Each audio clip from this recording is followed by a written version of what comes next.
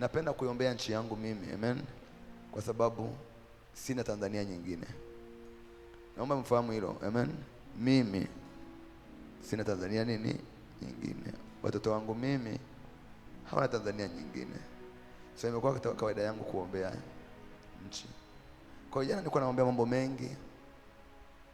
Kama naomba kwa ajili ya taifa hili. Mambo mengi sana. Niliombea kanisa, niliombea taifa hili.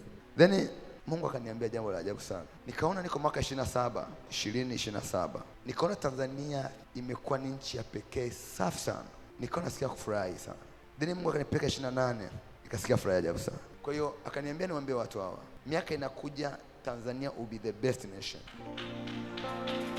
Amen. Kuna jambo Mungu anaenda kulifanya kwenye taifa ambalo kila mmoja atafurahia maisha ya nchi. Mungu amesikia maombi na sala za watu wengi, ili taifa itakuwa taifa bora la wenye watu matajiri, wenye maisha mazuri.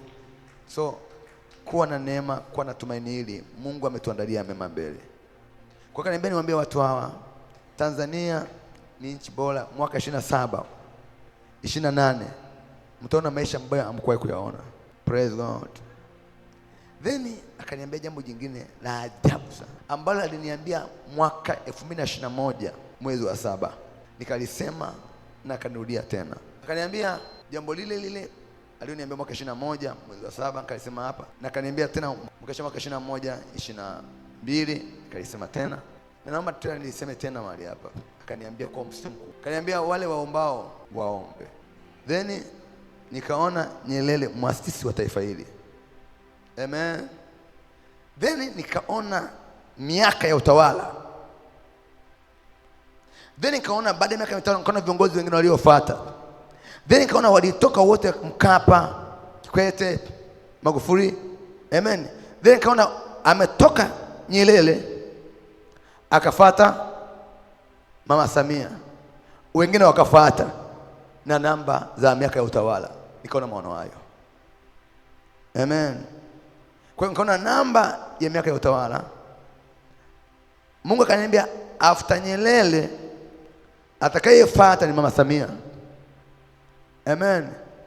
Waombaji waendelee kuomba. Amen.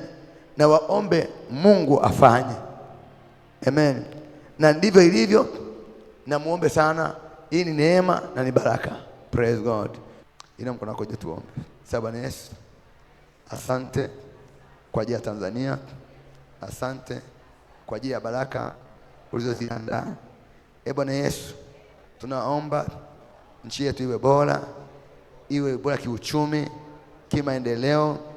Inua viongozi bora, wainue viongozi bora wakafanya vizuri. Wale viongozi walio bora wakafanya vizuri, wakaleta maendeleo ya nchi yetu. Tunaiombea amani, baraka na ustawi wa jamii. Roho Mtakatifu, kila kiongozi muovu asipate kibali mbele zako.